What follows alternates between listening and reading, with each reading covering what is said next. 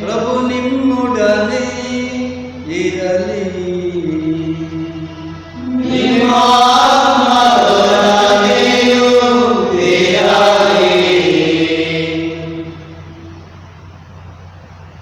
ಪ್ರಭು ಯೇಸುವಿನಲ್ಲಿ ನನ್ನ ಪ್ರೀತಿಯ ಸಹೋದರ ಸಹೋದರಿಯರೇ, ಯಾವಾಗ ನಿಮ್ಮನ್ನು ಅವರು ಸ್ವಾಗತಿಸ್ತಾರೆ ಆವಾಗ ಅವರು ನನ್ನನ್ನೇ ಸ್ವಾಗತಿಸ್ತಾರೆ. ಯಾವಾಗ ನನ್ನನ್ನು ಸ್ವಾಗತಿಸ್ತಾರೆ ಅವರು ನನ್ನ ಕಳುಹಿಸಿದಾತನನ್ನು ಸ್ವಾಗತಿಸ್ತಾರೆ. ಪ್ರಭು ಯೇಸು ಹೇಳಿದ ಈ ಧೈರ್ಯದ ಮಾತುಗಳು ತಮ್ಮ ಶಿಷ್ಯರಿಗೆ ಅವರನ್ನು ಸ್ವಾರ್ಥೆ ಸಾರಲು ಕಳುಹಿಸಿಕೊಡುವಾಗ ನಮಗೂ ಪ್ರಭುವಿನ ಸೇವಕರಿಗೆ, ನನಗೆ, ನಿಮಗೆ, ಪ್ರತಿಯೊಬ್ಬರಿಗೆ ಪ್ರಭು ಇದೇ ಧೈರ್ಯದ ಮಾತು ಹೇಳುತ್ತಾರೆ. ಅವರ ಹೆಸರಿನಲ್ಲಿ ನಾವು ಏನು ಸೇವೆ ಆರಂಭಿಸಿದರೂ ಕೂಡ ನಮ್ಮನ್ನು ಯಾರು ಸ್ವಾಗತಿಸ್ತಾರೆ ಅವರು ಪ್ರಭುವನ್ನು ಸ್ವಾಗತಿಸ್ತಾರೆ. ಅವರಿಗೆ ನಾವು ಸಾಕ್ಷಿ ಆಗುತ್ತೇವೆ. ಯಾವಾಗ ನಾವು ಪ್ರಭುವನ್ನು ಸ್ವಾಗತಿಸಿದ್ದನ್ನು ನೋಡ್ತೀವಿ, ತಂದೆ ದೇವರಿಗೆ ನಾವು ಕೃತಜ್ಞತೆ ಸಲ್ಲಿಸುವವರಾಗೋಣ. ಆತ್ಮೀಯರೇ, ಇಂಥ ಭಾವದಿಂದ ನಮ್ಮ ಕ್ರೈಸ್ತ ಜೀವನವನ್ನು ನಡೆಸಲು ನಾವು ಪ್ರಯತ್ನಿಸೋಣ. ಈ ಬಲಿಪೂಜೆಯನ್ನು ಆರಂಭಿಸುವಾಗ ಕೆಲವು ಉದ್ದೇಶಗಳನ್ನು ಇಟ್ಟು ನಾವು ಪ್ರಾರ್ಥಿಸೋಣ. ಮೊದಲನೇದಾಗಿ, ಹೋದ ವಾರದಲ್ಲಿ ದೇವರು ನಮಗೆ ಸಾಕಷ್ಟು ಮಳೆ ಕೊಟ್ಟಿದ್ದಾರೆ. ನಮ್ಮ ಹೊಲಗದ್ದೆಗಳಲ್ಲಿ ಕೆಲಸ, ಬಿತ್ತಣಿಕೆ ಎಲ್ಲವೂ ಆರಂಭವಾಗಿದೆ. ದೇವರಿಗೆ ಸ್ತೋತ್ರ ಸಲ್ಲಿಸೋಣ. ಮುಂದಿನ ದಿನಗಳಲ್ಲಿ ಸಾಕಷ್ಟು ಮಳೆಯನ್ನು ದೇವರು ತಮ್ಮ ಕರುಣೆಯಿಂದ ನಮ್ಮ ಮೇಲೆ ಕಳುಹಿಸಲಿ.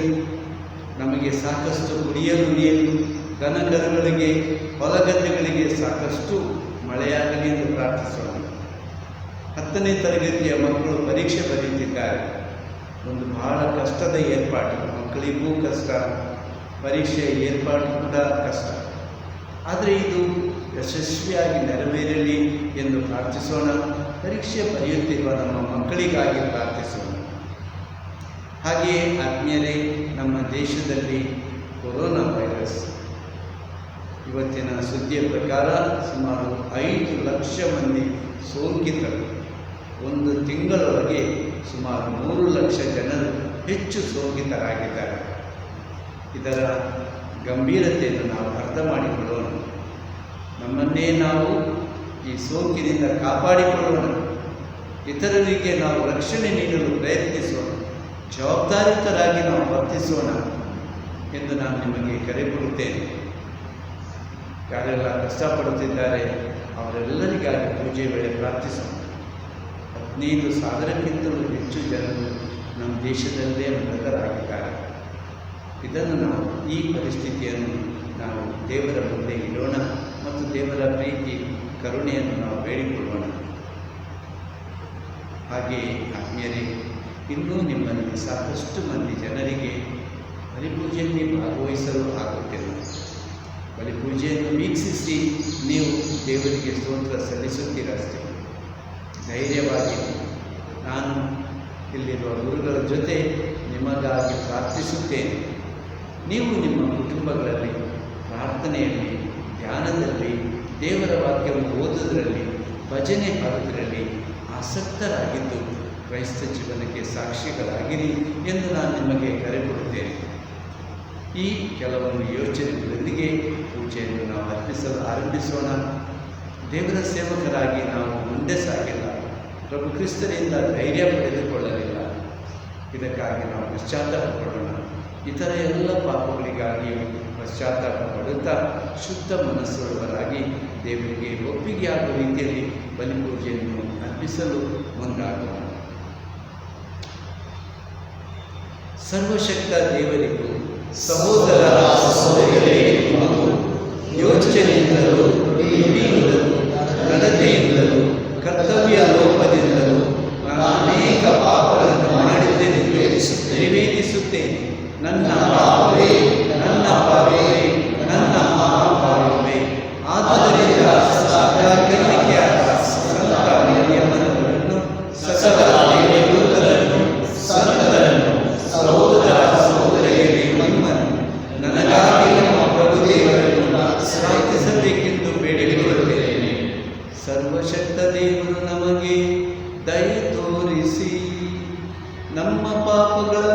ಕ್ಷಮಿಸಿ ನಮ್ಮನ್ನು ನಿತ್ಯ ಜೀವಕ್ಕೆ ಕರೆದೊಯ್ಯಲಿ.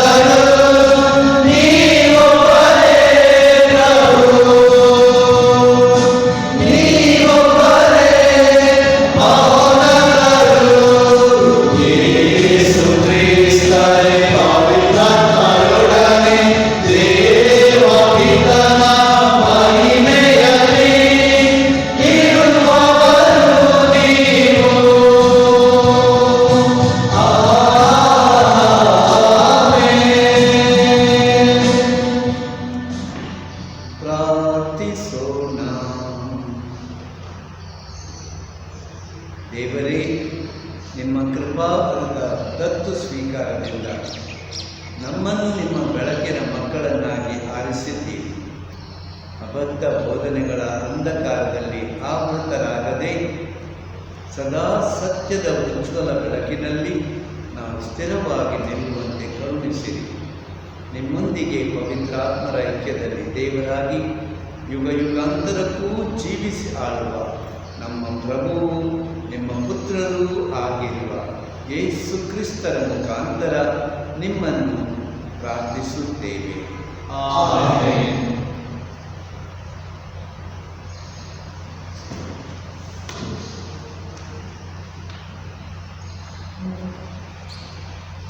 ಅರಸುಗಳ 2ನೇ ಗ್ರಂಥದಿಂದ ವಾಚನ.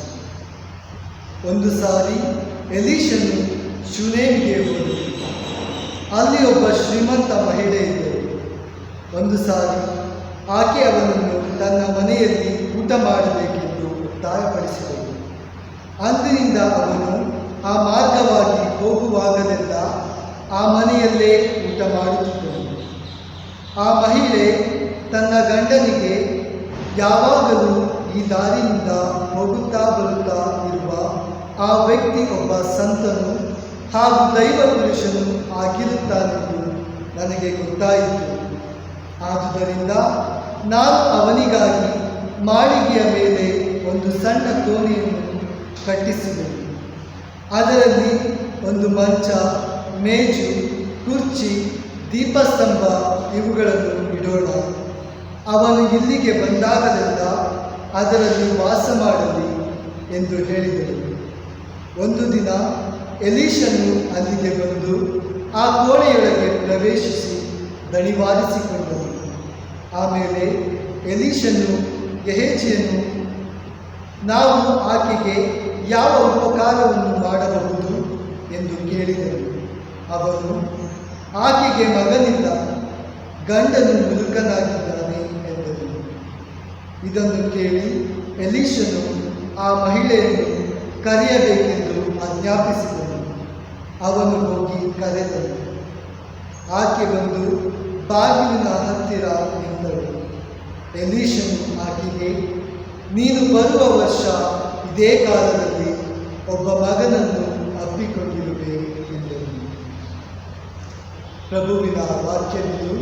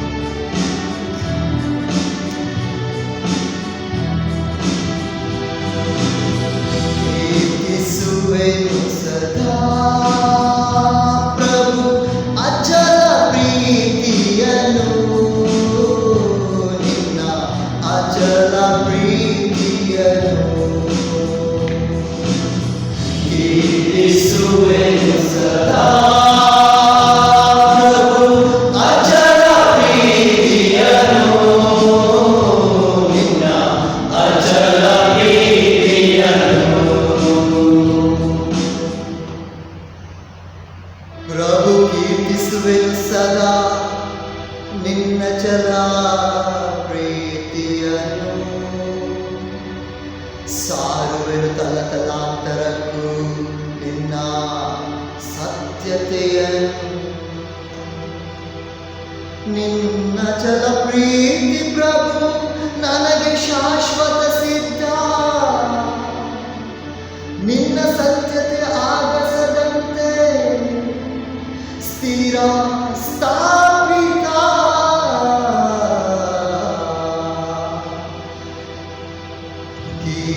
ಕೀರ್ತಿಸುವೆನು ಸದಾ ಪ್ರಭು ಅಚಲ ಪ್ರೀತಿಯನ್ನು,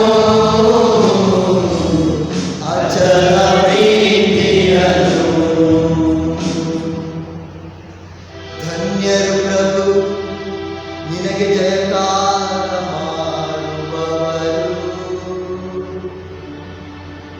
ನಿನ್ನ ಮುಖದ ಪ್ರಕಾಶದೊಳವರು ನಡೆಯುವರು. ಆನಂದಿಸುವವರು ಸದಾ ನಿನ್ನ ನಾಮದಲ್ಲಿ, ಪ್ರವರ್ತಿಸುವವರು ನಿನ್ನ ನ್ಯಾಯ ನೀತಿಯಲ್ಲಿ.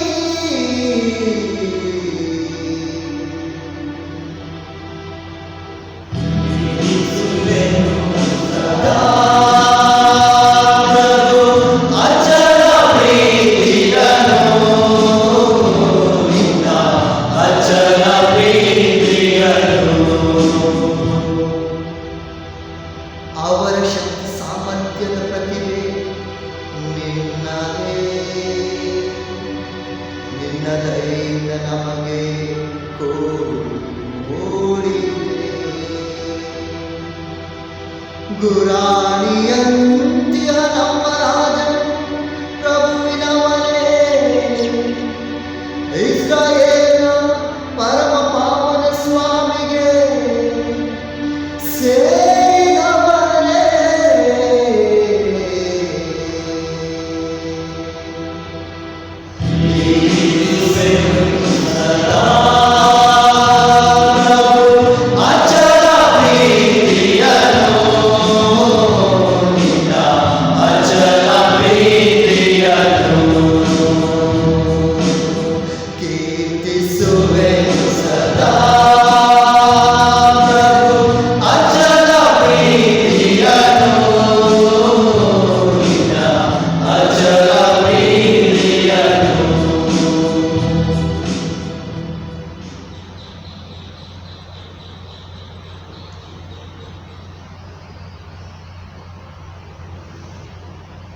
ಸಂತ ಪೌಲನು ರೋಮನರಿಗೆ ಬರೆದ ಪತ್ರದಿಂದ ವಾಚನ. ಕ್ರಿಸ್ತ ಯೇಸುವಿನರಾಗಲು ದೀಕ್ಷಾಸ್ನಾನ ಹೊಂದಿರುವುದು ನಾವು ಅವರ ಮರಣದಲ್ಲಿ ಪಾಲುಗಾರರಾಗಲು ದೀಕ್ಷಾಸ್ನಾನ ಪಡೆದೆವು ಎಂಬುದು ನಿಮಗೆ ತಿಳಿದಿದೆ. ಹೀಗಿರಲಾಗಿ ದೀಕ್ಷಾಸ್ನಾನ ಮಾಡಿಸಿಕೊಂಡಾಗ ಅವರ ಮರಣದಲ್ಲಿ ಪಾಲುಗಾರರಾದ ನಮಗೆ ಅವರೊಡನೆ ಸಮಾಧಿಯೂ ಆಯಿತು. ಆದುದರಿಂದ ತಂದೆಯ ಮಹಿಮಾಶಕ್ತಿಯಿಂದ ಯೇಸು ಕ್ರಿಸ್ತ ಮರಣದಿಂದ ಪುನರುತ್ಥಾನ ಹೊಂದಿದಂತೆ ನಾವು ಸಹ ಹೊಸ ಜೀವನವನ್ನು ಹೊಂದಿ ಮಾಡುತ್ತೇವೆ. ಕ್ರಿಸ್ತ ಯೇಸುವಿನೊಂದಿಗೆ ನಾವು ಮರಣ ಹೊಂದಿದ್ದರೆ ಅವರೊಡನೆ ನಾವು ಜೀವಿಸುತ್ತೇವೆ. ಇದೇ ನಮ್ಮ ವಿಶ್ವಾಸ. ಯೇಸು ಕ್ರಿಸ್ತರನ್ನು ಮರಣದಿಂದ ಎಬ್ಬಿಸಲಾಯಿತು ಎಂಬುದನ್ನು ನಾವು ಬಲ್ಲೆವು. ಆದ್ದರಿಂದ ಅವರು ಇನ್ನೂ ಎಂದಿಗೂ ಸಾಯುವುದಿಲ್ಲ. ಸಾವಿಗೆ ಅವರ ಮೇಲೆ ಯಾವ ಅಧಿಕಾರವೂ ಇಲ್ಲ, ಏಕೆಂದರೆ ಅವರು ಪಾಪದ ಪಾಲಿಗೆ ಒಂದೇ ಸಾರಿಗೆ ಮಾತ್ರವಲ್ಲ, ಎಂದೆಂದಿಗೂ ಸತ್ತವರು. ಅವರು ಈಗ ಜೀವಿಸುವುದು ದೇವರಿಗಾಗಿಯೇ. ಅಂತೆಯೇ ನೀವು ಸಹ ಪಾಪದ ಪಾಲಿಗೆ ಸತ್ತವರೆಂದು ದೇವರಿಗಾಗಿ ಮಾತ್ರ ಯೇಸು ಕ್ರಿಸ್ತನಲ್ಲಿ ಜೀವಿಸುವರೆಂದು ಪರಿಗಣಿಸಿರಿ. ಪ್ರಭುವಿನ ವಾಕ್ಯ. ಘೋಷಣೆ.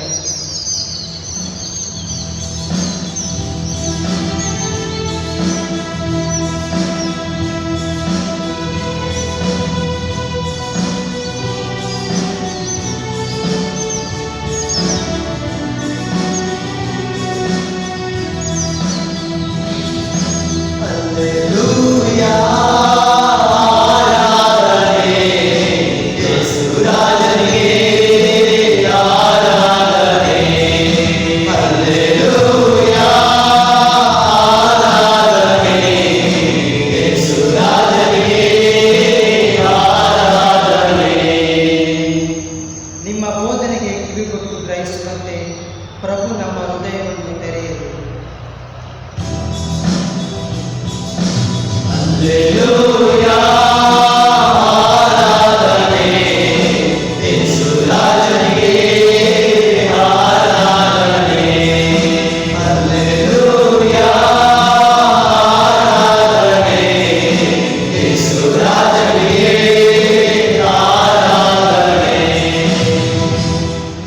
ಪ್ರಭು ನಿಮ್ಮೊಡನೆ ಇರಲಿ.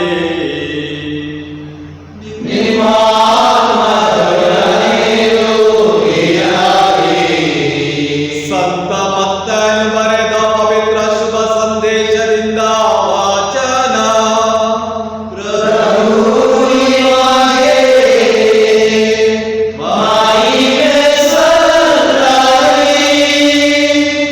ಅಧ್ಯಾಯ 10 ವಚನಗಳು 37ರಿಂದ 42 ತನಕ. ಯೇಸು ಸ್ವಾಮಿ ತಮ್ಮ ಶಿಷ್ಯರಿಗೆ ಹೀಗೆಂದರು, ನನ್ನನ್ನು ಪ್ರೀತಿಸುವುದಕ್ಕಿಂತ ಹೆಚ್ಚಾಗಿ ತನ್ನ ತಂದೆಯನ್ನು ಅಥವಾ ತಾಯಿಯನ್ನು ಪ್ರೀತಿಸುವವನು ನನ್ನವನಾಗಲು ಯೋಗ್ಯನಲ್ಲ. ನನ್ನನ್ನು ಪ್ರೀತಿಸುವುದಕ್ಕಿಂತ ಹೆಚ್ಚಾಗಿ ತನ್ನ ಮಗನನ್ನು ಅಥವಾ ಮಗಳನ್ನು ಪ್ರೀತಿಸುವವನು ನನ್ನವನಾಗಲು ಯೋಗ್ಯನಲ್ಲ. ತನ್ನ ಶಿಲುಬೆಯನ್ನು ಹೊತ್ತು ನನ್ನನ್ನು ಹಿಂಬಾಲಿಸದವನು ನನ್ನವನಾಗಲು ಯೋಗ್ಯನಲ್ಲ. ತನ್ನ ಪ್ರಾಣವನ್ನು ಕಾಪಾಡಿಕೊಳ್ಳುವವನು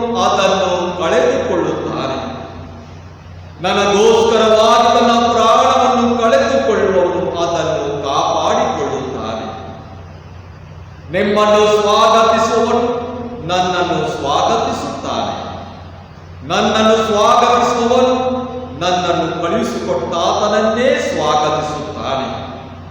ಪ್ರವಾದಿಯನ್ನು ಸ್ವಾಗತಿಸುವವನು ಪ್ರವಾದಿಗೆ ಸಿಗುವ ಪ್ರತಿಫಲವನ್ನು ಪಡೆಯುತ್ತಾನೆ. ಸತ್ಪುರುಷನೆಂದು ಸ್ವಾಗತಿಸುವವನು ಸತ್ಪುರುಷನಿಗೆ ಸಿಗುವ ಪ್ರತಿಫಲವನ್ನು ಪಡೆಯುತ್ತಾನೆ. ಯಾರಾದರೂ ಈ ಚಿಕ್ಕವರಲ್ಲಿ ಒಬ್ಬನಿಗೆ ಅವನನ್ನ ಶಿಷ್ಯನೆಂದು ಕುಡಿಯಲು ಒಂದು ಲೋಟ ತಣ್ಣೀರನ್ನು ಕೊಟ್ಟರೂ ಅದಕ್ಕೆ ತಕ್ಕ ಪ್ರತಿಫಲವನ್ನು ಪಡೆಯದೆ ಹೋಗನೆಂದು ನಿಮಗೆ ನಿಶ್ಚಯವಾಗಿ ಹೇಳುತ್ತೇನೆ. ಪ್ರಭು ಕ್ರಿಸ್ತರ ಶುಭ ಸಂದೇಶ.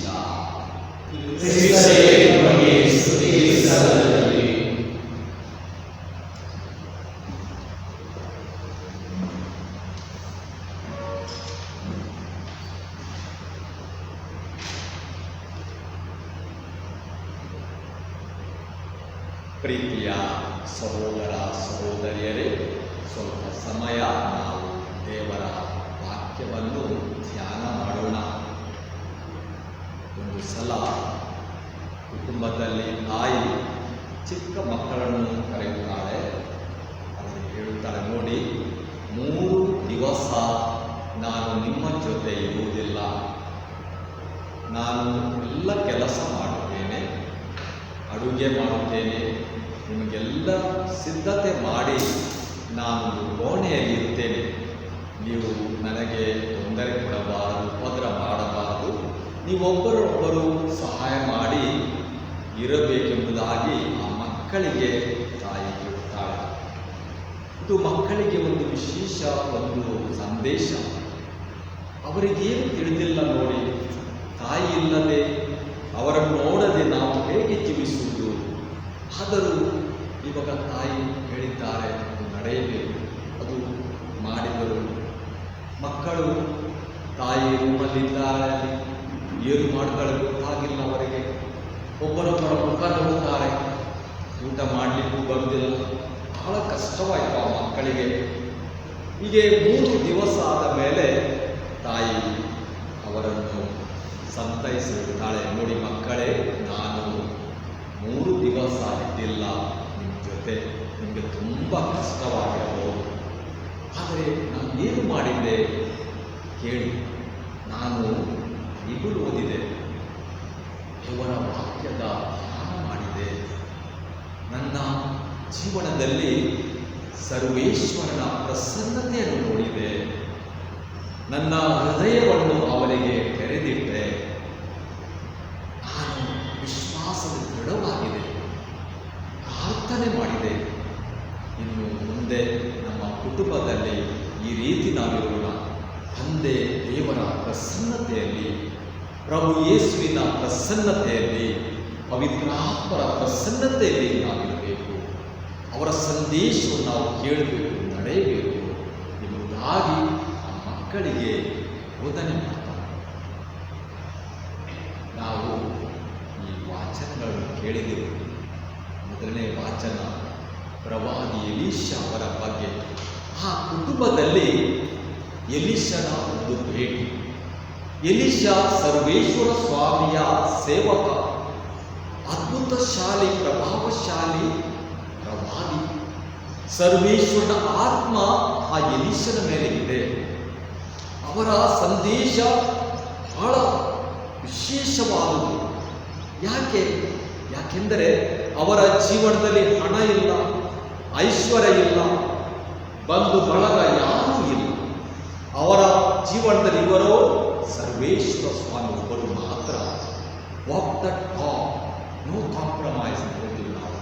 ಸಂಪೂರ್ಣವಾಗಿ ಸರ್ವೇಶ್ವರನೇ ನಂಬಿ ನಡೆದ ಮಹಾನ್ ವ್ಯಕ್ತಿ. ಈ ಮಹಾನ್ ವ್ಯಕ್ತಿ ಮತ್ತು ಈ ಸರ್ವೇಶ್ವರನ ಪ್ರಸನ್ನತೆಯನ್ನು ಆ ಕುಟುಂಬ ಗುರುತಿಸುತ್ತದೆ. ನೋಡಿ ಹೇಗೆ ಅವರು ಗುರುತಿಸುತ್ತಾರೆ ನೋಡಿ. ಆ ಪ್ರವಾದಿ ದೇವರ ಮನುಷ್ಯ, ಆದ್ದರಿಂದ ಅವರಿಗೆ ಇಂತಹ ಸತ್ಕಾರ ನಾವು ಮಾಡೋಣ.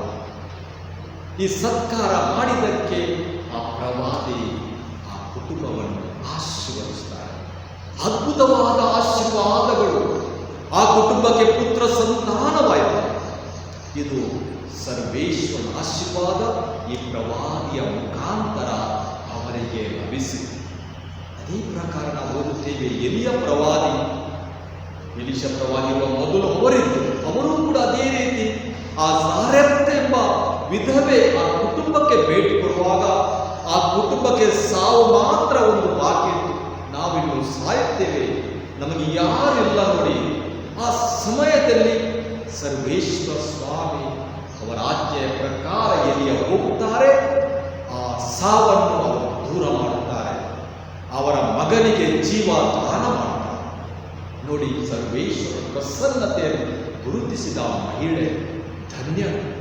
ಆದ್ದರಿಂದ ದೇವರು ಅವರ ಪ್ರಸನ್ನತೆ, ಅವರ ಆಶೀರ್ವಾದ ಜನರಿಗೆ ಆ ಸೇವಕನ ಮುಖಾಂತರ ಲಭಿಸಿತು. ಇಷ್ಟೊಂದು ಒಳ್ಳೆಯ ದೇವರ ವಾಕ್ಯದ ಧ್ಯಾನ ಆತ್ಮೀಯರೇ. ಸಂತ ಪೌಲರು ನಮಗೆ ಹೇಳುತ್ತಾರೆ, ಅವರ ಬೋಧನೆ, ಅವರ ಜೀವನವೇ ನಮ್ಮ ಮುಂದೆ ಇಡುತ್ತಾರೆ.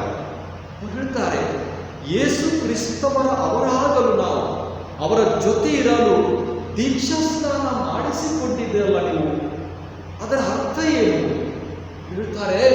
ಇದರ ಅರ್ಥ ಏನೆಂದರೆ, ಅವರ ಜೊತೆ ಅವರ ಮರಣದಲ್ಲಿ ನಾವು ಪಾಲ್ಗೊಳ್ಳಾಗಿದ್ದೇವೆ.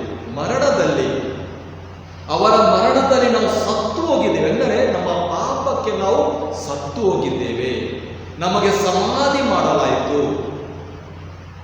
ಇದನ್ನು ನಾವು ಸ್ವಲ್ಪ ಜಾಗರೂಕತೆಯಿಂದ ಅರ್ಥ ಮಾಡಿಕೊಳ್ಳಬೇಕು. ಇದರ ಅರ್ಥ ಏನು? ಸಾವು ಎಂದರೆ ಏನು ನೋಡಿ, ಸಮಾಧಿ ಎಂದರೆ ಏನು ಎಂದರೆ ಪಾಪದ ದಾಸತ್ವ, ಪಾಪದ ಅಂಧಕಾರ ನೋಡಿ, ಹಳೆಯ ಸ್ವಭಾವ, ಶಾರೀರಿಕ ದುರಿಚ್ಛೆಗಳು, ಪಾಪಗಳು, ಇವುಗಳೆಲ್ಲ ಕ್ಷಣ ಕ್ಷಣಕ್ಕೂ ಜಯಿಸುವವರು ನಾವಾಗಬೇಕು. ಅದೊಂದು ನಿರಂತರ ಹೋರಾಟ. ಅದು ಇವತ್ತು ಮುಗಿಯಿತು, ನಾಳೆ ಮುಗಿಯುವುದಿಲ್ಲ. ಅದು ಇವತ್ತು ಈ ಕ್ಷಣದಲ್ಲಿ ಅದು ಮುಂದೆ ಮುಂದೆ ನಾವು ನಿರಂತರ ಹೋರಾಟ ಮಾಡಬೇಕು. ಇಲ್ಲದಿದ್ದರೆ ಅದು ನಮಗೆ ಅಸಾಧ್ಯ. ಅದು ನಿರಂತರ ಹೋರಾಟ ಮಾಡುವಾಗ ಪ್ರಭು ಯೇಸುವಿನ ಕೃಪೆ, ದೀಕ್ಷಾಸ್ನಾನದ ಫಲ ನಮಗೆ ಸಿಗ್ತದೆ. ಅದಕ್ಕಾಗಿ ನೀವು ಕ್ರಿಸ್ತಾಂಬರಲು, ಹೊಸ ಜೀವ, ಹೊಸ ಸೃಷ್ಟಿ ಅವರು ಹೇಳ್ತಾರೆ. ಅದರಿಂದ ಅವರ ಜೀವನವೇ ಅದು. ಪ್ರಭು ಯೇಸುವಿನ ವಾಕ್ಯ, ಶುಭ ಸಂದೇಶ ನಾವು ಕೇಳಿದೆವು. ಅವರ ವಾಕ್ಯ ಕೇಳುವಾಗ ಈ ವಾಕ್ಯಗಳು ಕಠಿಣ, ಕಠೋರ, ಭಯಂಕರವಾದ ವಾಕ್ಯಗಳು. ಇದು ನಮಗೆ ಪಾಲಿಸಲು ಸಾಧ್ಯವೋ? ಯಾರು ಇದನ್ನು ಪಾಲಿಸಲು ಸಾಧ್ಯ? ಅವರು ಹೇಳ್ತಾರೆ, ಅದರಿಂದಾಗಿ ನಮ್ಮ ಸಂಬಂಧ ದೇವರ ಜೊತೆ ಅದು ಪ್ರೈಮರಿ, ಅದು ಮೊದಲು. ಆ ಸಂಬಂಧಕ್ಕೆ ಬೇರೆ ಸಂಬಂಧಗಳು ಅಡ್ಡಿ ಬರಬಾರದು. ಅವುಗಳಿಗೆ ನಾವು ಪ್ರಾಧಾನ್ಯತೆ ಕೊಡಬೇಕು. ಅವುಗಳು ಮೊದಲು. ಅದನ್ನು ಹೇಳ್ತಾರೆ, ಮೊದಲು ಅದು. ಅಷ್ಟು ನಾವು ಅವರನ್ನು ಸಂಪೂರ್ಣವಾಗಿ ಆತ್ಮದಿಂದ, ಮನಸ್ಸಿನಿಂದ, ಶಕ್ತಿಯಿಂದ, ಹೃದಯದಿಂದ ಅವರನ್ನು ಪ್ರೀತಿಸಬೇಕು. ಯಾಕೆ? ಸರ್ವೇಶ್ವರನು ಕರುಣಾಮಯಿ, ಅವರು ದಯಾಳು, ತಟ್ಟನೆ ಅವರು ಸಿಕ್ಕುಕೊಳ್ಳುವುದಿಲ್ಲ. ಪ್ರೀತಿಗೆ ಪಾತ್ರನು, ನಂಬಿಕಸ್ಥನು, ಅಚಲ ಪ್ರೀತಿಯುಳ್ಳವರಿಗಾಗಿ ನಾವು ಮಾಡಿದೆವು, ಕೀರ್ತಿಸುವೆವು ಸ್ವಾಮಿ. ಆದರೆ ಆ ಸರ್ವೇಶ್ವರನ ಮೇಲೆ ನಮಗಿರುವ ನಂಬಿಕೆ, ಆ ನಂಬಿ ನಡೆಯಲು ಅದು ಮುಖ್ಯವಾಗಿದೆ, ಅದು ಪ್ರಮುಖವಾಗಿದೆ. ದೇವರ ಸೇವಕ ಅದನ್ನು ಮಾಡಬೇಕು. ಎರಡನೇದಾಗಿ, ಶಿಲುಬೆಯನ್ನು ಹೊತ್ತುಕೊಂಡು ಹೋಗಿರಿ. ಅದು ಯಾಕೆ ಹೇಳ್ತಾರೆ ಸ್ವಾಮಿ? ತಾನೇ ಅವರು ಶಿಲುಬೆ ಹೊತ್ತುಕೊಂಡು ಹೋದರು, ತಾನೇ ಶಿಲುಬೆಯ ಮೇಲೆ ಅವರು ಸತ್ತರು. ಅದನ್ನೇ ಅವರ ಸೇವಕರು, ಅವರ ಪ್ರವಾದಿಗಳು, ಅವರ ಸತ್ಪುರುಷರು, ಶಿಷ್ಯರು ಅದನ್ನು ಮಾಡಬೇಕು. ಮೂರನೇದಾಗಿ, ಸ್ವಾಗತಿಸುವುದು ನೋಡಿ. ಮೊದಲು ಪ್ರವಾದಿ, ನಂತರ ಸತ್ಪುರುಷ, ನಂತರ ಶಿಷ್ಯರು. ಈ ಮೂವರು ದೇವರ ಸೇವಕರು. ಅವರಿಗೆ ನಾವು ಕೊಡುವ ಸತ್ಕಾರ. ಆ ಸತ್ಕಾರ ಅಂದರೆ ಯಾಕೆ? ಆ ಸತ್ಕಾರ ಅಂದರೆ ದೇವರ ಸಂದೇಶ ಪ್ರಬಲವಾಗಿ ಸೇವಕರ ಮುಖಾಂತರ, ಪ್ರವಾದಿಗಳ ಮುಖಾಂತರ, ಸತ್ಪುರುಷರ ಮುಖಾಂತರ, ಶಿಷ್ಯರ ಮುಖಾಂತರ ಅದು ನಮಗೆ ಬರುತ್ತದೆ. ಆದ್ದರಿಂದ ಈ ಒಂದು ಸಂದೇಶ, ಪ್ರಬಲವಾದ ಸಂದೇಶ, ಪ್ರಬಲವಾದ ವ್ಯಕ್ತಿಗಳವರು, ಅದನ್ನು ಪ್ರಬಲವಾಗಿ ನಾವು ಸ್ಪಂದಿಸುವವರು ಆಗಬೇಕೆಂಬುದಾಗಿ ನಾವು ದೇವರ ವಾಕ್ಯದಿಂದ ಅರ್ಥ ಮಾಡಿ ಸಹೋದರಿಯರೇ, ಈ ದಿನ ಈ ದೇವರ ವಾಕ್ಯ ನಾವು ಧ್ಯಾನಿಸುವಾಗ ಮೊಟ್ಟ ಮೊದಲು ದೇವರನ್ನು ನಂಬಿ ದೇವರಲ್ಲಿ ವಿಶ್ವಾಸವಿಟ್ಟು ನಾವು ನಡೆಯಲು ಪ್ರಯತ್ನಿಸೋಣ. ನಮ್ಮ ಕುಟುಂಬದಲ್ಲಿ ದೇವರ ಪ್ರಸನ್ನತೆಯನ್ನು ನಾವು ಕಾಣೋಣ. ನಮ್ಮ ಜೀವನ ದೇವರ ಪ್ರೀತಿಗೆ ಸಮರ್ಪಿಸೋಣ. ಅವರೆಲ್ಲ ನಮಗೆ ಫಲ ಕೊಡುತ್ತಾರೆ, ಆಶೀರ್ವಾದ ಕೊಡುತ್ತಾರೆ, ತಕ್ಕ ಪ್ರತಿಫಲ ಪ್ರತಿಯೊಬ್ಬರಿಗೂ ಅವರು ಕೊಡುತ್ತಾರೆ. ನಾವು ಕೇಳ್ತೀವಿ, ಏನು ಚಿಕ್ಕ ಕೆಲಸ, ಏನು ಪುಟ್ಟ ಕೆಲಸ ಯೇಸುವಿಗಾಗಿ, ಸರ್ವೇಶ್ವರಿಗಾಗಿ, ಧರ್ಮಸಭೆಗಾಗಿ, ಧರ್ಮಸಭೆಯ ಗುರುಗಳು, ಧರ್ಮಸಭೆಯ ಸೇವಕರು, ಧರ್ಮಸಭೆಯ ಸೇವೆಗೆ, ಧರ್ಮಸಭೆಯ ಕುಟುಂಬಗಳಿಗಾಗಿ, ಧರ್ಮಸಭೆಯ ಕಷ್ಟಕ್ಕೆ, ಧರ್ಮಸಭೆಯ ಬೇರೆ ಬೇರೆ ಕೆಲಸಗಳಿಗೆ ಸ್ವಲ್ಪ ಚಿಕ್ಕ ಪುಟ್ಟ ಸೇವೆ, ಅದಕ್ಕೆ ದೇವರು ಪ್ರತಿಫಲ ಕೊಡುತ್ತಾ ಇದ್ದಾರೆ. ಇನ್ನೊಂದು ನಾವು ಅರ್ಥ ಮಾಡಿಕೊಳ್ಳಬೇಕು, ಬಹಳಷ್ಟು ಜನ ಕಷ್ಟದಲ್ಲಿದ್ದಾರೆ, ನಾವು ನೋಡ್ತೇವೆ. ಅವರಿಗೆ ನಾವು ಸಹಾಯ ಮಾಡಿ, ಇಂದಿನ ಪರಿಸ್ಥಿತಿ ನಾವು ನೋಡ್ತೇವೆ, ಜನರು ಕಷ್ಟದಲ್ಲಿದ್ದಾರೆ, ದುಃಖದಲ್ಲಿದ್ದಾರೆ, ನೋವಿನಲ್ಲಿದ್ದಾರೆ. ಆದ್ದರಿಂದ ಅವರಿಗೆ ನಾವು ಸಹಾಯ ಮಾಡುವ ಅವಶ್ಯಕತೆಯನ್ನು ಅರ್ಥ ಮಾಡಿಕೊಂಡು ಅವರ ಜೊತೆ ಇದ್ದು ಅವರಿಗೆ ಸಹಕರಿಸಿ ಅವರನ್ನೂ ಪ್ರೀತಿಸುವ. ಆದ್ದರಿಂದ ಮಗದೊಮ್ಮೆ ದೇವರ ಪ್ರೀತಿಯ ಪಾತ್ರರಾಗೋಣ, ಅವರ ಪ್ರಸನ್ನತೆಯನ್ನು ತಿಳಿಸೋಣ. ಅವರ ಸೇವಕರ, ಪ್ರವಾದಿಗಳ ಪ್ರಬಲವಾದ ಸಂದೇಶಗಳು ನಮ್ಮ ಜೀವನದಲ್ಲಿ ಪಾಲಿಸಲು ಮತ್ತು ಅದರ ಪ್ರತಿಫಲ ದೇವರು ನಮಗೆ ನೀಡುತ್ತಾರೆ ಎಂಬ ವಿಶೇಷ ನಂಬಿಕೆ, ವಿಶ್ವಾಸವಾಗಲಿ ಎಂದು ಪ್ರಾರ್ಥಿಸೋಣ.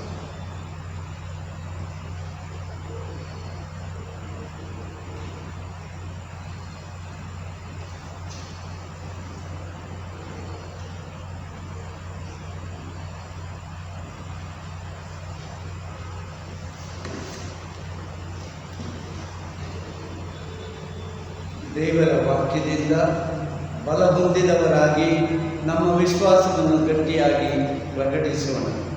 ಸ್ವರ್ಗವನ್ನು ಭೂಮಿಯನ್ನು ಸೃಷ್ಟಿಸಿದ ಸರ್ವಶಕ್ತ ದೇವರನ್ನು ವಿಶ್ವಾಸಿಸಿದೆ. ಅವರ ಏಕೈಕ ಪುತ್ರರು ನಮ್ಮ ಪ್ರಭುವೂ ಆದ ಯೇಸು ಕ್ರಿಸ್ತನನ್ನು ವಿಶ್ವಾಸಿಸಿದ್ದೇವೆ.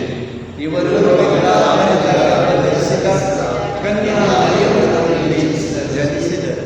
ಪೊಂತಿಯಸ್ ಪಿಲಾತನ ಅಧಿಕಾರದಲ್ಲಿ ಯಾತನೆಯನ್ನು ಅನುಭವಿಸಿ ಶಿಲುಬೆಗೇರಿಸಲ್ಪಟ್ಟು ಮೃತರಾಗಿ ಸಮಾಧಿ ಮಾಡಲ್ಪಟ್ಟರು.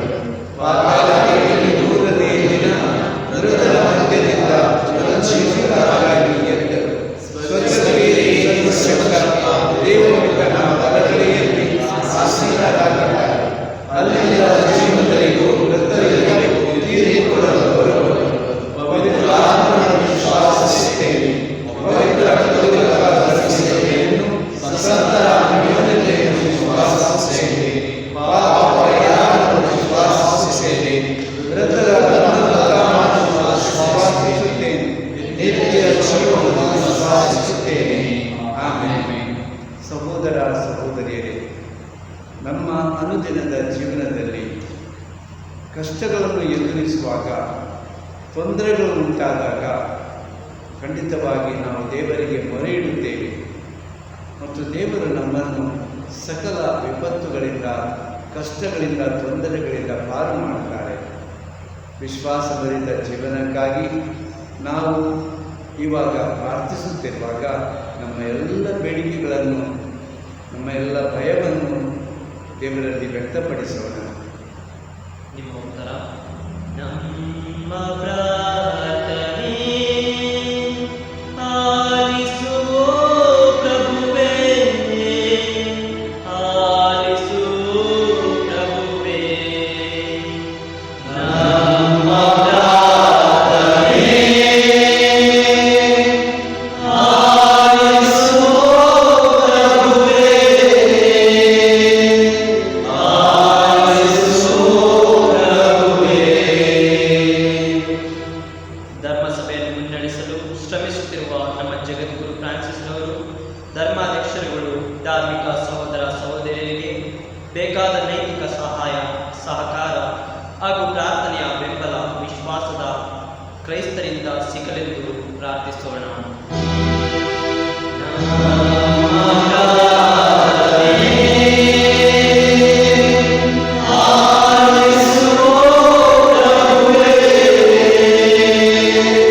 ಆಲಿಸು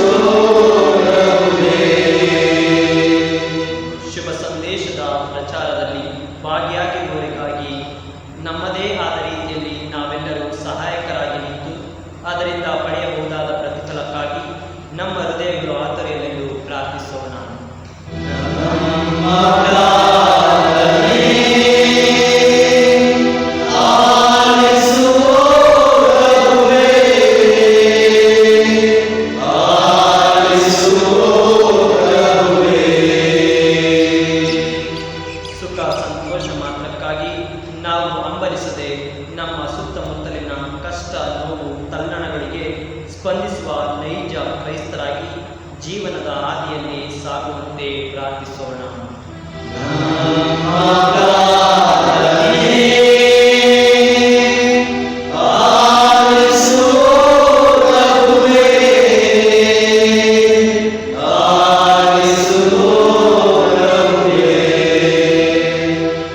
ಶಿಲ್ಪೆ ಹೊತ್ತು ಹಿಂಬಾಲಿಸಬೇಕೆಂಬ ಕ್ರಿಸ್ತ ಯೇಸುವಿನ ಕರೆ ನಮ್ಮ ಶುಭ ಸಂದೇಶದ ಪಟ್ಟಣಕ್ಕೆ ಮಾತ್ರ ಸೀಮಿತವಾಗದೆ ನಮ್ಮ ಹೃದಯದಲ್ಲಿ ಪ್ರತಿಧ್ವನಿಯಾಗಿ ನಿಂತು ಅದರಿಂದ ನಾವು ಪ್ರೇರಿತರಾಗುವಂತೆ ಪ್ರಾರ್ಥಿಸೋಣ.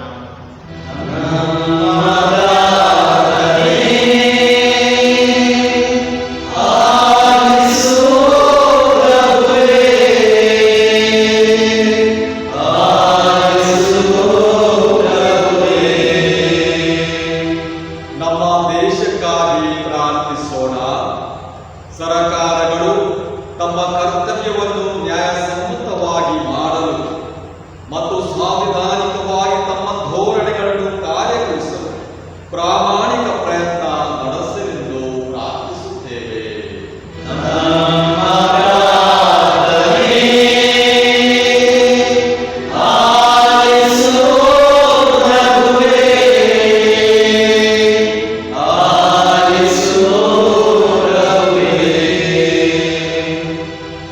ಇಂದಿನ ಪರಿಸ್ಥಿತಿಯನ್ನು ನಾವು ಅರ್ಥ ಮಾಡಿಕೊಂಡು ಎಲ್ಲ ರೀತಿಯ ಸಮಸ್ಯೆಗಳಿಗೂ ಪರಮೊಬ್ಬರು ಸಹಾಯವನ್ನು ನೀಡಿ ಸರ್ವರ ಕಷ್ಟ ಸಂಕಟಗಳಿಗೆ ನಾವೆಲ್ಲರೂ ಸ್ಪಂದಿಸಲು ಸಾಧ್ಯವಾಗುವಂತೆ ಪ್ರಾರ್ಥಿಸೋಣ.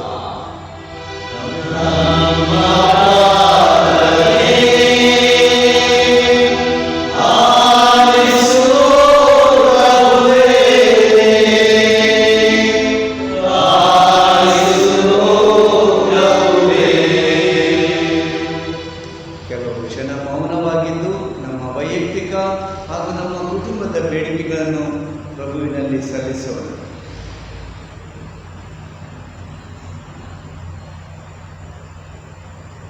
ಕರುಣಾಳು ತಂದೆಯೇ, ಈ ಕೆಲವೊಂದು ಬೇಡಿಕೆಗಳನ್ನು ನಾವು ವಿಶ್ವಾಸಪೂರಿತರಾಗಿ ನಿಮಗೆ ಅರ್ಪಿಸುತ್ತೇವೆ. ನೀವು ಇದೆಲ್ಲವನ್ನು ಎಲ್ಲ ಪ್ರಾರ್ಥನೆಗಳನ್ನು ಈಡೇರಿಸುತ್ತೀರಿ ಎಂಬ ನಂಬಿಕೆ ನಮ್ಮಲ್ಲಿದೆ ಪ್ರಭು. ಕರುಣೆಯಾಗಿರಿ. ನಾವು ಬೇಡಿದ್ದಕ್ಕಿಂತಲೂ ಹೆಚ್ಚಾಗಿ ನೀಡುವವರು ನೀವು. ಆದುದರಿಂದ ಯಾವುದು ನಮಗೆ ಒಳಿತು, ಯಾವುದು ನಮ್ಮನ್ನು ವಿಶ್ವಾಸದಲ್ಲಿ ಮುಂದೆ ಸಾಗಲು ಸಾಧ್ಯವಾಗಿಸುವುದು, ಇದೆಲ್ಲವನ್ನು ನಮಗೆ ಕರುಣಿಸಿರಿ. ನಿಮ್ಮ ಪ್ರೀತಿಯಲ್ಲೂ ವಿಶ್ವಾಸದಲ್ಲೂ ನಮ್ಮನ್ನು ಬಲಪಡಿಸಿರಿ. ಯೇಸುವಿನ ನಾಮದಲ್ಲಿ ಪ್ರಾರ್ಥಿಸುತ್ತಿದ್ದೇವೆ ತಂದೆಯೇ, ಆಮೆನ್.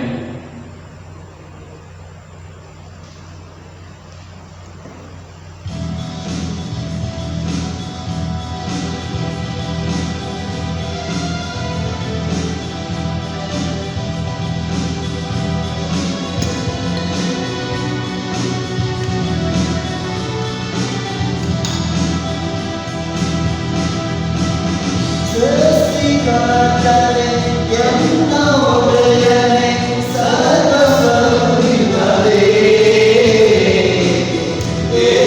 ಏನರಗಿಸಲಿ ನಾ, ಸ್ವೀಕರಿಸು ಎನ್ನ ಜೀವನ. ಏನರಗಿಸಲಿ ನಾ, ಸ್ವೀಕರಿಸು ಎನ್ನ ಜೀವನ. ಸೃಷ್ಟಿಕರ್ತನೇ, ಎಲ್ಲ ಒಡೆಯನೇ, ಸರ್ವಸಮೃದ್ಧನೇ, ಏನರಗಿಸಲಿ ನಾ, ಸ್ವೀಕರಿಸು ಎನ್ನ ಜೀವನ. ಏನರಗಿಸಲಿ ನಾ, ಸ್ವೀಕರಿಸು ಎನ್ನ ಜೀವನ. ಸಹೋದರ ಸಹೋದರಿಯರೇ, ನನ್ನ ಮತ್ತು ನಿಮ್ಮ ಬಲಿಯು ಸರ್ವಶಕ್ತ ಪಿತನಾದ ದೇವರಿಗೆ ಅಂಗೀಕೃತವಾಗುವಂತೆ ಪ್ರಾರ್ಥಿಸಿರಿ.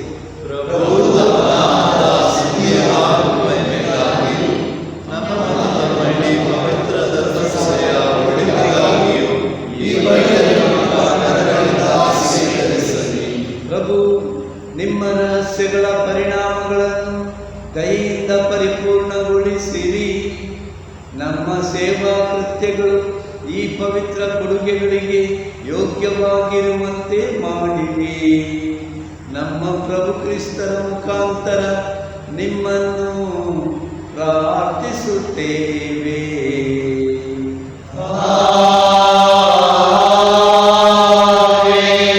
ಪ್ರಭು ನಿಮ್ಮೊಡನೆ ಇರಲಿ. ನಿಮ್ಮ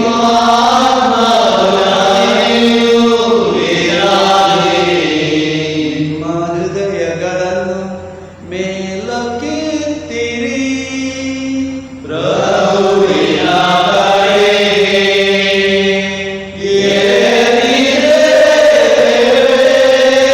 ನಮ್ಮ ಪ್ರಭು ದೇವರಿಗೆ ಕೃತಜ್ಞತೆಯನ್ನು ಸಲ್ಲಿಸೋಣ.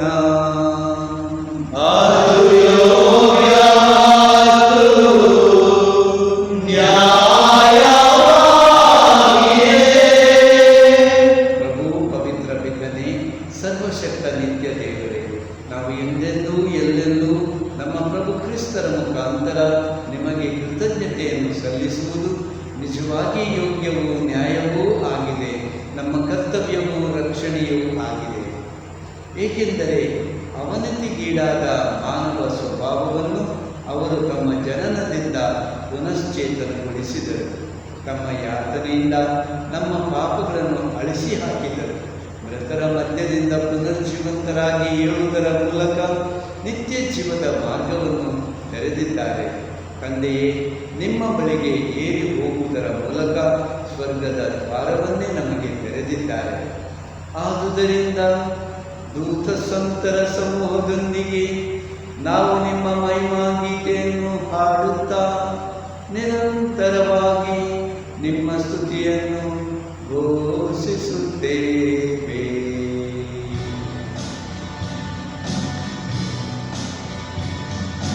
ಪರಿಶುದ್ಧರು ಪರಿಶುದ್ಧರು ಸೇನಾಧೀಶ್ವರ ಪ್ರಭುದೇವರು, ಪರಿಶುದ್ಧರು ವೀರವರಗಳು ನಿಮ್ಮ ಮಹಿಮೆಯಿಂದ ತುಂಬಿವೆ. ಮೌನದಲ್ಲಿ ಹೋಸಾನ ಪ್ರಭುವಿನ ನಾಮದಲ್ಲಿ. ಬರುವವರು ಸ್ತುತಿಗೆ ಪಾತ್ರರು, ಮೌನದಲ್ಲಿ ಹೋಸಾನ ಹೋಸಾನ ಹೋಸಾನ. ಪ್ರಭು, ನೀವು ನಿಜವಾಗಿಯೂ ಪರಿಶುದ್ಧರು. ಸರ್ವ ಪರಿಶುದ್ಧತೆಯ ಬುಗ್ಗೆಯು ನೀವೇ. ಈ ಕೊಡುಗೆಗಳ ಮೇಲೆ ನಿಮ್ಮ ಪವಿತ್ರಾತ್ಮರನ್ನು ಇಬ್ಬನಿಯಂತೆ ಸುರಿಸಿ ಪಾವನಗೊಳಿಸಿರೆಂದು ಪ್ರಾರ್ಥಿಸುತ್ತೇವೆ. ನಮಗಿವು ನಮ್ಮ ಪ್ರಭು ಯೇಸು ಕ್ರಿಸ್ತರ ಶರೀರ ಮತ್ತು ರಕ್ತವಾಗುವಂತೆ ಮಾಡಿರಿ. ಅವರನ್ನು ಪರಾಧೀನ ಮಾಡಲಾದ ಸಮಯದಲ್ಲಿ ಸ್ವ ಇಚ್ಛೆಯಿಂದ ತಮ್ಮ ಯಾತನೆಗೆ ಒಳಗಾದಾಗ ಅವರು ರೊಟ್ಟಿಯನ್ನು ತೆಗೆದುಕೊಂಡು ಕೃತಜ್ಞತೆಯನ್ನು ಸಲ್ಲಿಸಿ ಅದನ್ನು ಮುರಿದು ತಮ್ಮ ಶಿಷ್ಯರಿಗೆ ಕೊಡುತ್ತಾ ಹೀಗೆಂದರು, ತೆಗೆದುಕೊಳ್ಳಿ, ಇದನ್ನು ನೀವೆಲ್ಲರೂ ಭುಜಿಸಿರಿ, ಏಕೆಂದರೆ ಇದು ನಿಮಗಾಗಿ ಒಪ್ಪಿಸಲಾಗುವ ನನ್ನ ಶರೀರ.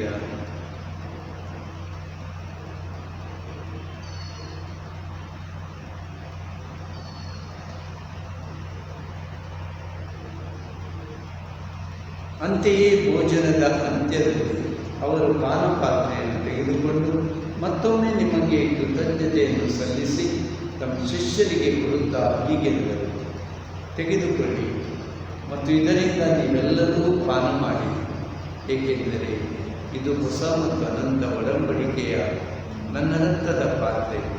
ಈ ರಕ್ತವು ನಿಮ್ಮ ಮತ್ತು ಅನೇಕರ ಪಾಪಗಳ ಪರಿಹಾರಕ್ಕಾಗಿ ಸುರಿಸಲಾಗುವುದು. ಇದನ್ನು ನನ್ನ ಸ್ಮರಣೆಗಾಗಿ ಮಾಡಿರಿ.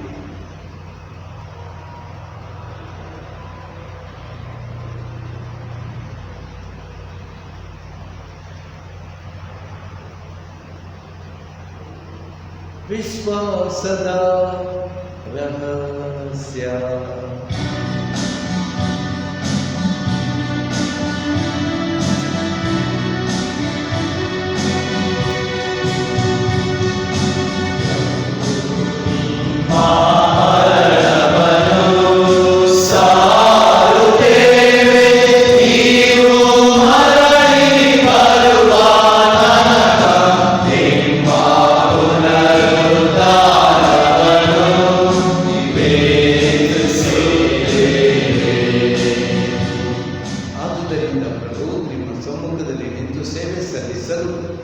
ನಮ್ಮನ್ನು ಯೋಗ್ಯರೆಂದು ಪರಿಗಣಿಸಿದ್ದಕ್ಕಾಗಿ ನಿಮಗೆ ಕೃತಜ್ಞತೆಯನ್ನು ಸಲ್ಲಿಸುತ್ತೇವೆ.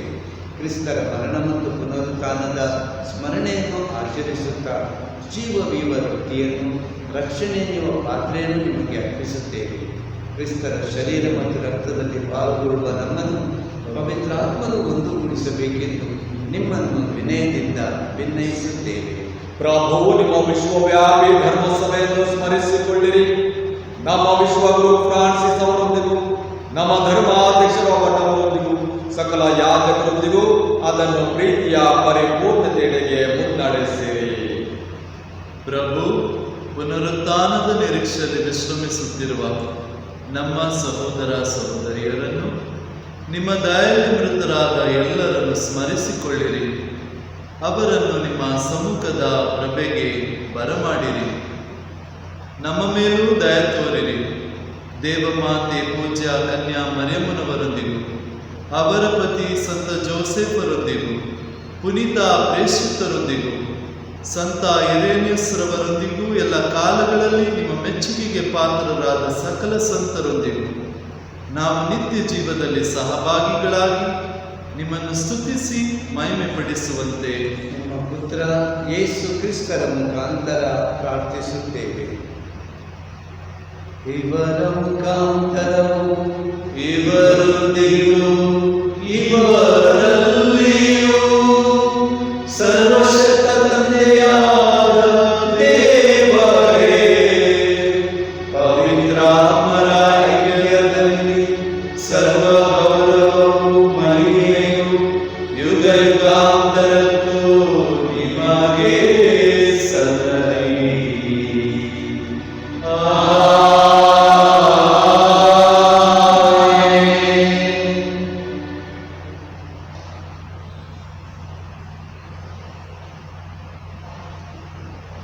ಯೇಸು ನಮಗೆ ಕರೆ ನೀಡಿದಂತೆ ಧೈರ್ಯದಿಂದ ಅವರನ್ನು ಹಿಂಬಾಲಿಸಲು, ಅವರಿಗೆ ಸಾಕ್ಷಿಯಾಗಲು ನಾವು ಅವರ ಕೃಪೆಗಳನ್ನು ಬೇಡಿಕೊಳ್ಳೋಣ. ಈ ಪವಿತ್ರ ಭೋಜನಕ್ಕೆ ಸಿದ್ಧರಾಗೋಣ. ಪ್ರಭು ಯೇಸು ಕಲಿಸಿದ ಪ್ರಾರ್ಥನೆಯನ್ನು ಭಕ್ತಿಯಿಂದ ಅರ್ಪಿಸೋಣ. ಸ್ವರ್ಗದಲ್ಲಿರುವ ನಮ್ಮ ತಂದೆಯೇ, ನಿಮ್ಮ ನಾಮವು ಪೂಜಿತವಾಗಲಿ. ನಿಮ್ಮ ರಾಜ್ಯ ಬರಲಿ. ನಿಮ್ಮ ಚಿತ್ತ ಸ್ವರ್ಗದಲ್ಲಿ ನೆರವೇರುವ ಪ್ರಕಾರ ಭೂಮಿಯಲ್ಲಿಯೂ ನೆರವೇರಲಿ. ನಮ್ಮ ಅನುದಿನದ ಆಹಾರವನ್ನು ಇಂದು ನಮಗೆ ನೀಡಿರಿ. ನಮಗೆ ತಪ್ಪು ಮಾಡಿದವರನ್ನು ನಾವು ಶಿಕ್ಷಿಸುವ ಪ್ರಕಾರ ನಮ್ಮ ಪಾಪಗಳನ್ನು ಕ್ಷಮಿಸಿರಿ. ನಮ್ಮನ್ನು ಶೋಧನೆಗೆ ಒಳಪಡಿಸದೆ ಕೇಡಿನಿಂದ ನಮ್ಮನ್ನು ರಕ್ಷಿಸಿರಿ. ಪ್ರಭು ಸಕಲ ಕೇಡುಗಳಿಂದ ನಮ್ಮನ್ನು ರಕ್ಷಿಸಿರೆಂದು ಪ್ರಾರ್ಥಿಸುತ್ತೇವೆ. ನಿಮ್ಮ ದಯೆಯ ನೆರವನ್ನು ಪಡೆದು ಪಾಪದಿಂದ ಸದಾ ವಿಮುಕ್ತರಾಗಿ ಎಲ್ಲ ಸಂಕಷ್ಟಗಳಿಂದ ಸುರಕ್ಷಿತರಾಗಿರುವಂತೆ ನಮ್ಮ ಜೀವಮಾನದಲ್ಲಿ ಶಾಂತಿಯನ್ನು ದಯೆಯಿಂದ ಕರುಣಿಸಿರಿ. ನಾವು ಸ್ವರ್ಗಾನಂದವನ್ನು, ನಮ್ಮ ರಕ್ಷಕ ಯೇಸು ಕ್ರಿಸ್ತರ ಆಗಮನವನ್ನು ನಿರೀಕ್ಷಿಸುತ್ತಿದ್ದೇವೆ. ಏಕೆಂದರೆ ರಾಜ್ಯವೂ ಅಧಿಕಾರವೂ ಮಹಿಮೆಯೂ ಯುಗಯುಗಾಂತರಕ್ಕೂ ನಿಮ್ಮದೇ. ಪ್ರಭು ಯೇಸು ಕ್ರಿಸ್ತರೇ, ನಿಮ್ಮ ಪ್ರೇಷಿತರಿಗೆ ನಿಮಗೆ ಶಾಂತಿಯನ್ನು ಬಿಟ್ಟು ಹೋಗುತ್ತೇನೆ, ನನ್ನ ಶಾಂತಿಯನ್ನೇ ನಿಮಗೆ ಕೊಡುತ್ತೇನೆ ಎಂದು ಹೇಳಿದ್ದೀರಿ. ನಮ್ಮ ಪಾಪಗಳನ್ನು ಲಕ್ಷಿಸದೆ ನಿಮ್ಮ ಧರ್ಮಸಭೆಯ ವಿಶ್ವಾಸವನ್ನು ವೀಕ್ಷಿಸಿರಿ. ಅದಕ್ಕೆ ನಿಮ್ಮ ಚಿತ್ತದ ಪ್ರಕಾರ ಶಾಂತಿಯನ್ನು, ಐಕ್ಯತೆಯನ್ನು ದಯೆಯಿಂದ ದಯಪಾಲಿಸಿರಿ. ಯುಗ ಯುಗಾಂತರಕ್ಕೂ ಜೀವಿಸಾದ ಪ್ರಭುವೇ, ನಿಮ್ಮನ್ನು ಪ್ರಾರ್ಥಿಸುತ್ತೇವೆ. ಆಮೆನ್. ಪ್ರಭುವಿನ ಶಾಂತಿ ಸದಾ ನಿಮ್ಮಲ್ಲಿ ಇರಲಿ. ನಿಮ್ಮ ಆತ್ಮದಲ್ಲಿಯೂ ಇರಲಿ. ಪರಸ್ಪರ ಶಾಂತಿಯನ್ನು ಕೋರೋಣ.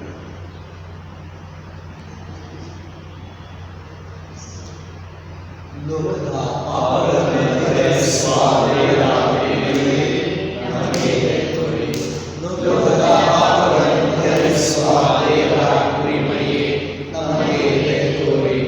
ಲೋಕದ ಪಾಪಗಳನ್ನು ಪರಿಹರಿಸುವ ದೇವರ ಪ್ರೇಮವೇ ನಮಗೆ ಶಾಂತಿ ನೀಡಿರಿ.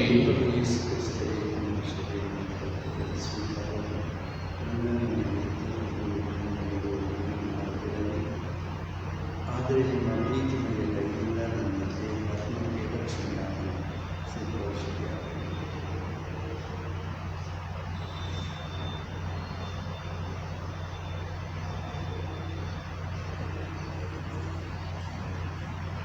ಇಗೋ ಪ್ರಭು ಯೇಸು ಕ್ರಿಸ್ತರು, ಇವರೇ ದೇವರ ಕುರಿಮರಿ, ಲೋಕದ ಪಾಪಗಳನ್ನು ಪರಿಹರಿಸುವವರು. ಕುರಿಮರಿಯ ಪಾಸ್ಕ ಭೋಜನಕ್ಕೆ ಆಹ್ವಾನಿತರು ಭಾಗ್ಯವಂತರು. ಪ್ರವೇಶಿಸಲು ನಾನು ಪಾತ್ರನಲ್ಲ, ಆದರೆ ಒಂದೇ ಒಂದು ಮಾತನ್ನು ನಾನು ಸ್ವಸ್ಥವಾಗುವುದು.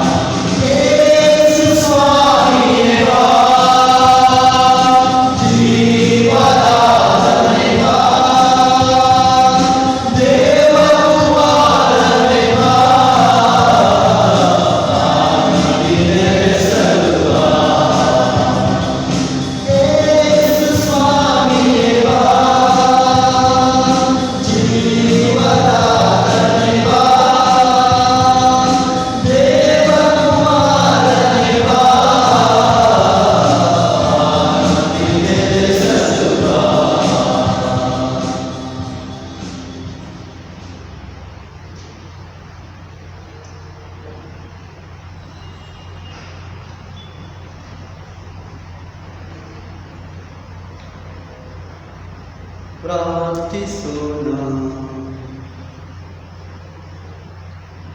ಪ್ರಭು, ನಾವು ಅರ್ಪಿಸಿ ಸ್ವೀಕರಿಸಿದ ಈ ದಿವ್ಯ ಬಲಿಯು ನಮ್ಮಲ್ಲಿ ಜೀವ ತುಂಬಲಿ. ನಿರಂತರ ಪ್ರೀತಿಯಿಂದ ನಿಮ್ಮೊಡನೆ ಒಂದಾಗಿದ್ದು ಶಾಶ್ವತವಾಗಿ ಉಳಿಯುವ ಫಲವನ್ನು ಈಯುವಂತೆ ಮಾಡಲಿ. ನಮ್ಮ ಪ್ರಭು ಕ್ರಿಸ್ತರ ಮುಖಾಂತರ ನಿಮ್ಮನ್ನು ಪ್ರಾರ್ಥಿಸುತ್ತೇವೆ.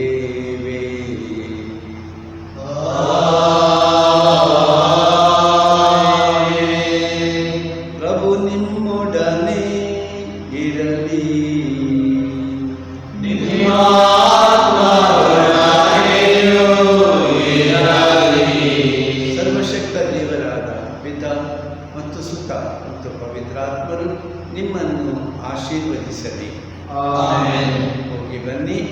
ಕ್ರಿಸ್ತರಿಗೆ ಸಾಕ್ಷಿಗಳಾಗಿ ಬಾಳಿ. ದೇವರಿಗೆ ಕೃತಜ್ಞತೆ ಸಲ್ಲಲಿ. ಸಹೋದರ ಸಹೋದರಿಯರೇ, ಈ ವಾರದಲ್ಲಿ ಬರುವ ಪ್ರಮುಖ ಹಬ್ಬಗಳು ನಾಳೆ ದಿವಸ ಸೋಮವಾರ ಸಂತ ಪೇತ್ರ ಮತ್ತು ಪೌಲರ ಹಬ್ಬವನ್ನು ಆಚರಿಸ್ತೇವೆ. ಮುಂದಿನ ತಿಂಗಳು ಜುಲೈ 3 ತಾರೀಕಿಗೆ ಸಂತ ಥಾಮಸ್ ಯೇಸು ಸ್ವಾಮಿಯ ಶಿಷ್ಯರಲ್ಲಿ 12 ಮಂದಿಯಲ್ಲಿ ಒಬ್ಬರಾಗಿದ್ದರು. ನಮ್ಮ ದೇಶಕ್ಕೆ ಬಂದು ರಕ್ತಸಾಕ್ಷಿಗಳಾಗಿ ಮೃತರಾದವರು, ಅವರ ಹಬ್ಬ ಜುಲೈ 3 ತಾರೀಕಿಗೆ ನಾವು ಆಚರಿಸ್ತೇವೆ.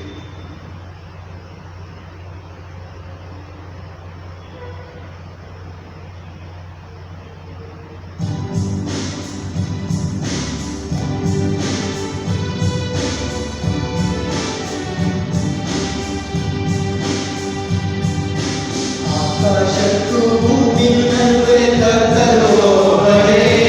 ಆಕಾಶದ ಯೇಸುವೇ, ನಜರೇತಿನ ಯೇಸುವೇ, ಮಾನವರಾಗಿ ಧರಣಿಗೆ ಬಂದ ಕರ್ತನು ಒಬ್ಬನೇ.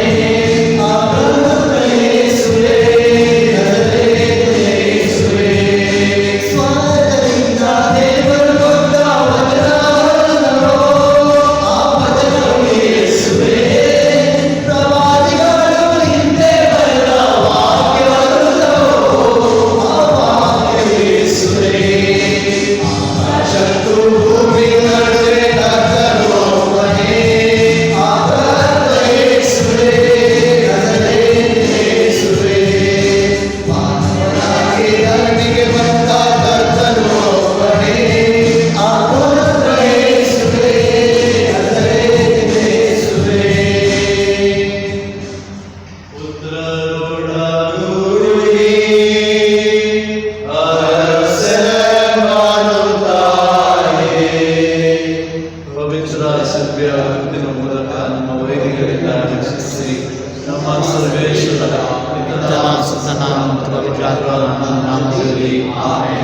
ಜೈ ಕ್ರಿಸ್.